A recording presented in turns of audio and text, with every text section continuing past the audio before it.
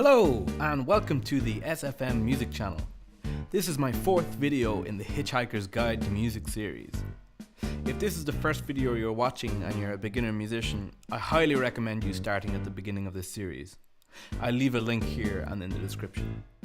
This video is part 2 of notation, and in this one I'm going to introduce you to the staff and how to read notes. This is the staff, or stave if you're in the UK. It's 5 horizontal lines. Notes can be placed on or between the line to represent different notes. However, the staff is meaningless without a clef on it. A clef represents what range, high or low, we are going to be playing in. The two most common types of clef are the treble clef and bass clef.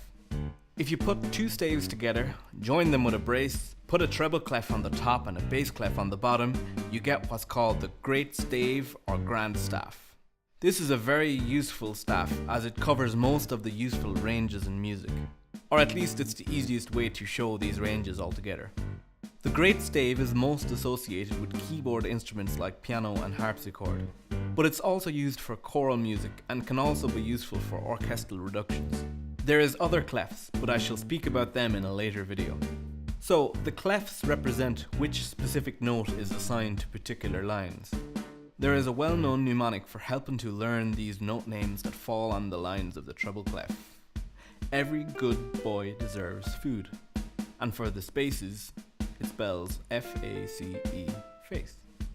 For the bass clef we could use grizzly bears don't fly airplanes for the lines, and all cows eat grass for the spaces.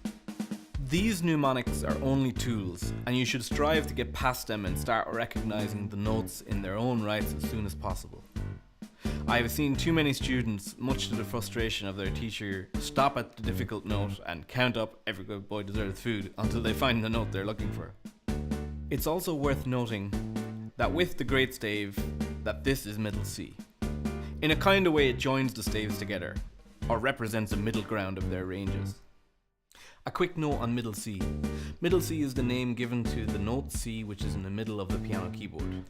It's actually not quite in the middle of the keyboard, but because it's pretty close and C major is the easiest key to start learning, it's a good reference point.